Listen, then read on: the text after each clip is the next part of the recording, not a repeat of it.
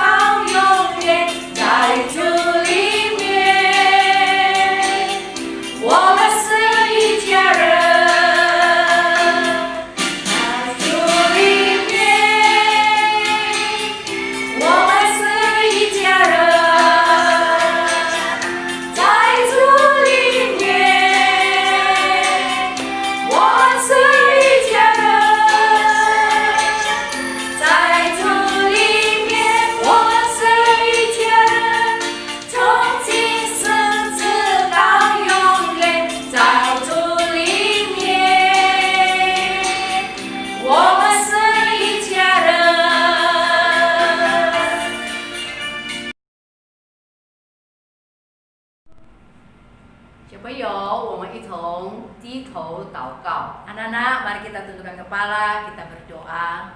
亲爱的主耶稣， Tuhan Yesus yang mengasihi 我 kami, 们谢谢你， kami bersyukur kepadamu. 你带领我们。 Engkau memimpin kami. 今天早上， Pagi hari ini 我们可以敬拜主， kami boleh beribadah kepada 可 Tuhan. 以赞美主。 Kami boleh memuji Engkau. 我们要听主的话， Kami akan mendengar firman-Mu. 求主祝福我们。 Kiranya Tuhan memberkati kami 我们 semua. 祷告， Kami 奉 berdoa 主耶稣基督的 di 名， dalam nama Tuhan Yesus. 阿门。 Amin. 我们一同来唱歌，主耶稣爱我。 Mari kita bersama-sama menyanyi Yesus mengasihi saya.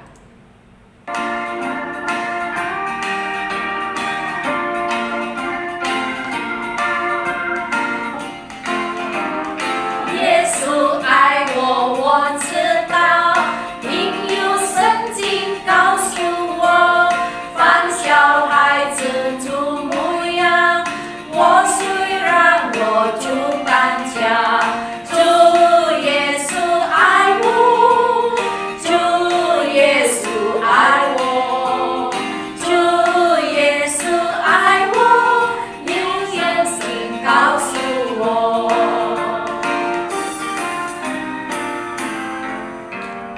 耶稣爱我，我知道，因有圣经告诉我，凡小孩子主模样。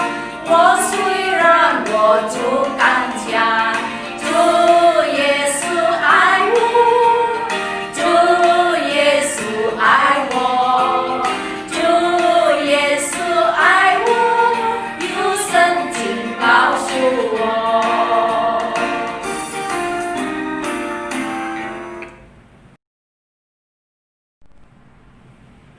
朋友，我们这时候要听上帝的话。 Anak-anak, sekarang kita akan mendengarkan firman Allah. 大家坐好来， Silakan anak-anak semua duduk dengan tertib, 开拿你们的圣经， mengambil Alkitab kalian, 要听老师讲道。 mau mendengarkan guru akan menyampaikan kebenaran firman Tuhan. Shalom, Ping An, Ciao Sang Hao, selamat pagi semuanya. Hari ini sangat senang bisa bertemu dengan anak-anak kelas 5 dan 6 SD Kristen Ebenezer 1 Manado. Berharap anak-anak semua masih terus semangat belajar, terus semangat beribadah walaupun masih di masa pandemi ini. Sekarang kita akan mempersiapkan diri kita semua untuk mendengarkan firman Tuhan. Sebelumnya kita berdoa. Lai Woman, Tau Kau. Tuhan Yesus, kubuka hatiku untuk kebenaran firman-Mu. Berkati hati dan pikiranku, supaya aku bisa mengerti kebenaran firman Tuhan. Di dalam nama Tuhan Yesus, aku berdoa. Amin. Judul firman Tuhan pada pagi hari ini adalah Allah mengajar umatnya untuk menyembah. Dia mengajar melalui kitab Keluaran pasal yang ke-25 dan di dalam seluruh kitab Imamat. Dalam pembacaan yang cukup panjang, anak-anak akan menemukan bahwa Allah mengajarkan umatnya untuk menyembah Dia dengan cara yang benar, menyembah Allah yang kudus. Mari kita dengar perintah Tuhan. Seorang siswa akan membacakan firman Tuhan di dalam Imamat 20 ayat ke-7 sampai 8. Imamat 20 ayat 7 sampai 8. Maka kamu harus menguduskan dirimu dan kuduslah kamu, sebab akulah Tuhan Allahmu. Demikianlah kamu harus berpegang pada ketetapanku dan melakukannya. Akulah Tuhan yang menguduskan kamu. Terima kasih kepada siswa yang sudah membantu Mem membacakan kebenaran firman Tuhan pagi hari ini. Ternyata belajar untuk memahami perintah hidup kudus itu tidak mudah. Karena itu, Mem akan mengajak kita semua menyaksikan dan memperhatikan percakapan tentang kekudusan Allah yang dibuat oleh The Bible Project. Selamat menyaksikan. Mungkin Anda pernah mendengar kata kudus sebelumnya, atau setidaknya pernah menyanyikannya 1 atau 2 kali di gereja. Nah, bagi kebanyakan orang, konsep kekudusan itu hanyalah tentang bagaimana menjadi orang yang baik secara moral. Jadi, Tuhan itu kudus karena Dia sempurna secara moral. Ya, itu hanya sebagian saja. Tapi dalam Alkitab, konsep kekudusan itu lebih besar dan lebih kaya maknanya. Apa yang sesungguhnya digambarkan adalah bagaimana Allah merupakan kekuatan kreatif di balik seluruh alam semesta. Dia adalah satu-satunya kekuatan yang mampu menciptakan dunia ini penuh dengan keindahan dan kehidupan. Jadi semua kemampuan inilah yang menjadikan Allah itu benar-benar unik, dan itulah arti kata kudus. Nah, ada sebuah cara sederhana yang dapat membantu kita memahami kekudusan Allah dengan menggunakan matahari sebagai kiasan. Matahari itu unik. Setidaknya dalam sistem tata surya, ia memiliki kekuatan yang dahsyat. Ia adalah sumber dari segala keindahan kehidupan di planet ini. Dan bisa dikatakan bahwa matahari itu kudus. Dan sebenarnya kita juga dapat menggunakan kiasan ini lebih jauh lagi, bahwa seluruh wilayah di sekitar matahari itu pun kudus. Ya, karena semakin kita mendekat ke arah matahari itu, maka memang semakin terasa kekuatannya. Ya, tepat sekali. Justru kekuatan dan kebaikan itu sendiri yang menghasilkan seluruh kehidupan ini bisa menjadi berbahaya. Maksud saya, matahari itu, jika Anda terlalu dekat dengannya, ia dapat membinasakan Anda. Dan dengan cara yang sama, ada sebuah paradoks di pusat kekudusan Allah sendiri. Karena jika Anda cemar, hadiratnya berbahaya untuk Anda. Itu bukan karena hadiratnya yang jahat atau kejam, tapi karena hadiratnya itu terlalu baik untuk kita. Dan kejadian pertama yang menggambarkan hal ini terjadi dalam kisah Musa dan semak duri yang menyala. Saat itu, Allah berkata kepada Musa untuk melepaskan kasutnya, karena ia berdiri di atas tanah yang kudus. Musa menutupi wajahnya dalam ketakutan, dan Allah berkata, "Jangan mendekat, ini benar-benar sungguh dahsyat." Sesungguhnya kekudusan Allah yang dahsyat itulah yang digali lebih dalam lagi. Seperti dalam kisah bait suci umat Israel, yaitu tempat utama di mana hadirat Allah yang kudus itu berada. Dan di tengah bait suci itu terdapat ruangan yang disebut ruang Maha Kudus. Disinilah pusat hadirat Allah. Dan apakah seseorang itu adalah orang Israel yang tinggal di sekeliling bait suci, ataupun seorang imam yang bekerja di bait suci, dia berada di wilayah hadirat Allah yang kudus, yang juga berbahaya. Ya, dan inilah masalahnya. Jadi, bagaimana seharusnya hal itu bekerja? Dalam Alkitab, solusinya adalah Anda perlu menjadi suci. Jadi maksudnya menjadi suci secara moral. Ya, dan itu cukup mudah untuk dipahami. Tapi Alkitab berbicara banyak tentang bentuk lain dari kesucian, yaitu menjadi suci secara ritual dengan memisahkan diri dari apapun yang berkaitan dengan kematian, seperti menyentuh penyakit kulit, atau bangkai, atau bahkan cairan-cairan yang keluar dari tubuh. Semua ini membuat Anda cemar. Dan menjadi cemar secara ritual bukan berarti seseorang itu berdosa. Yang salah adalah ketika Anda melenggang ke dalam hadirat Allah ketika Anda dalam keadaan cemar. Itulah mengapa Allah memberikan perintah yang sangat jelas untuk mengetahui kapan mereka berada dalam keadaan cemar. Dan langkah-langkah apa yang harus dilakukan untuk menjadi suci kembali sehingga mereka dapat memasuki bait suci lagi. Oh, jadi kitab Imamat isinya tentang semua itu ya? Dari video yang kita saksikan tadi, kita belajar bahwa kita tidak bisa menyembah Allah yang kudus dengan sembarangan. Dengan keberadaan kita sebagai umat yang berdosa, kita tidak pernah layak untuk menyembah Allah. Namun, Allah memberikan jalan keluar. Dia rela mati di kayu salib untuk menebus dosa-dosa kita, membebaskan kita semua. Bahkan Dia menguduskan Mem dan anak-anak menjadi manusia baru. Bersyukur ya, Tuhan Yesus yang berinisiatif menyelamatkan manusia berdosa, yaitu kita semua. Nah, bagaimana peran kita mensyukuri anugerah keselamatan yang Tuhan berikan? Yaitu dengan cara menjaga kekudusan hidup. Apa saja yang perlu kita jaga dalam hidup kita? Yang pertama, kita harus menjaga kekudusan perkataan. Jagalah ucapan agar tidak mengeluarkan perkataan najis. Perkataan najis misalnya menghujat, menghakimi, menghina, menipu, dusta, dan perkataan kotor. Hendaknya kita memperkatakan kata-kata yang kudus.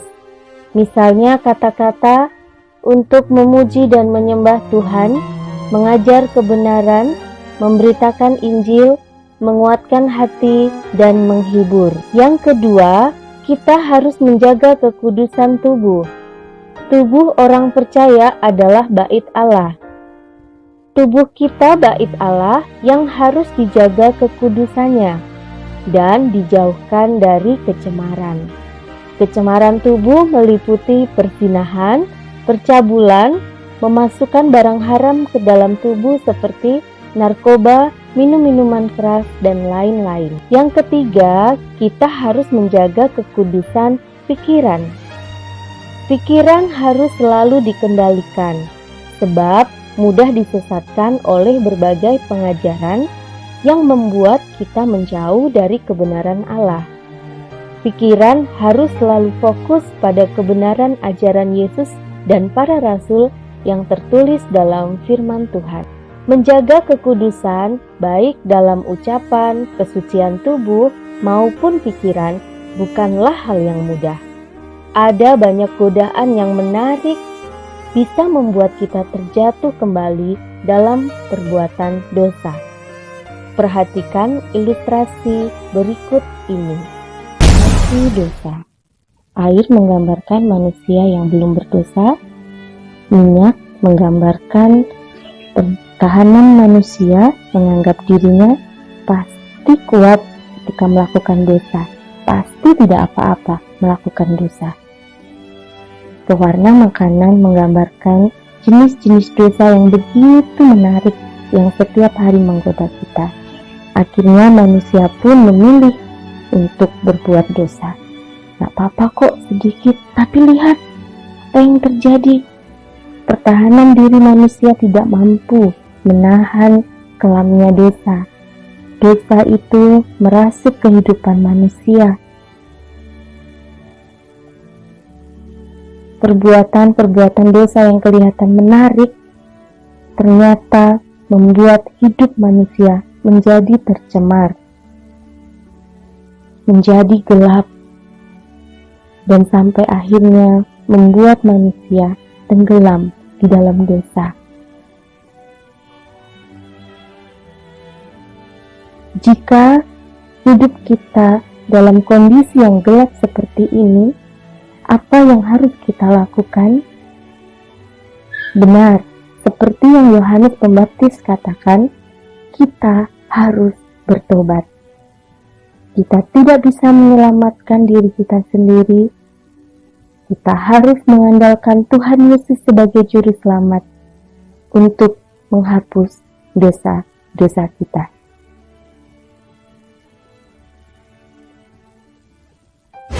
Dengan kekuatan sendiri, kita tidak mungkin bisa bertahan dari semua godaan dosa. Berdoalah senantiasa meminta Roh Kudus membimbing, menguatkan kita untuk menjalani hidup kudus dan waspada terhadap godaan iblis. God bless you. Mari kita satu di dalam doa. Tuhan Yesus yang baik, sungguh kami hidup karena anugerah Tuhan. Kami umat yang berdosa tidak bisa menyembah Engkau Allah yang kudus dengan sembarangan. Kami bersyukur Engkau menebus dosa-dosa kami, membebaskan kami dari dosa, sehingga kami dilayakkan untuk menyembah Tuhan. Tolong kami Tuhan, supaya menjadi anak-anak yang bisa mensyukuri anugerah keselamatan yang Tuhan berikan dengan menjaga kekudusan hidup kami, baik di dalam perkataan kami, baik di dalam pikiran kami, dan menjaga tubuh kami. Kiranya Tuhan yang terus membimbing kami, supaya kami menjadi anak-anak yang mengasihi Tuhan. Di dalam nama Tuhan Yesus, kami sudah berdoa dan bersyukur atas kebenaran firman Tuhan. Amin. 小朋友，我们感谢主， Anak-anak, kita bersyukur kepada Tuhan. 我们已经听了上帝的话， Kita sudah mendengarkan firman Tuhan. 让我们好像但以理一样。 Kita mau belajar seperti Daniel. 我们现在我们要赞美主，我们唱， Sekarang kita mau menyanyi memuji Tuhan. 我们唱赞美他，他是万王之王。 Kita akan memuji Tuhan dengan pujian. Pujilah Tuhan karena Dia adalah Raja di atas segala raja, Tuhan di atas segala Tuhan.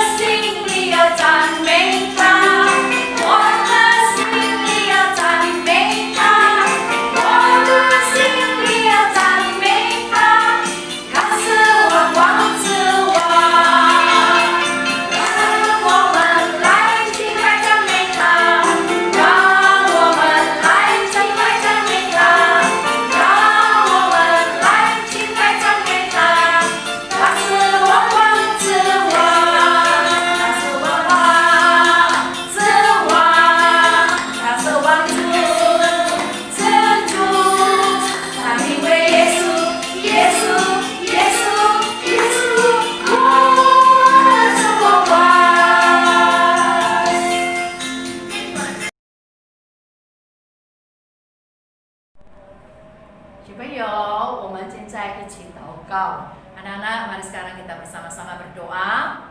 亲爱的主耶稣， Tuhan Yesus yang mengasihi 我们 kami, 谢谢你， kami bersyukur 我 kepadamu. 们可以敬拜主耶稣。 Kami boleh menyembah Engkau Yesus. 我们这时候， Saat ini 我们为着爸爸妈妈祷告， kami berdoa untuk orang tua kami, papa mama. 求主祝福他们， Kiranya Tuhan memberkati 给 mereka, 他们健康的身体， memberikan mereka tubuh yang sehat, 祝福他们的事业工作， memberkati usaha dan pekerjaan mereka, 祝福我们的哥哥姐姐、弟弟妹妹， memberkati kakak kami, adik kami, 还有我们的老师， memberkati juga guru-guru 还 kami, 要教导我们。 mengajar kami semua. 求你祝福我们今天的生活， Kiranya Tuhan memberkati hidup kami sepanjang hari ini, 让我们成为一个好孩子， sehingga kami boleh menjadi seorang anak yang 听 baik 从家父母的话， dan selalu dengar-dengaran kepada orang 听 tua, 从主耶稣的话。 mendengar dengar-dengaran kepada 谢谢 kehendak 主耶 Tuhan. 稣 Terima kasih 带 Tuhan 领我们的机会， sudah memberkati menyertai ibadah kita. 奉主耶稣基督圣名祷告 Di， dalam nama Tuhan Yesus kami berdoa. 阿门。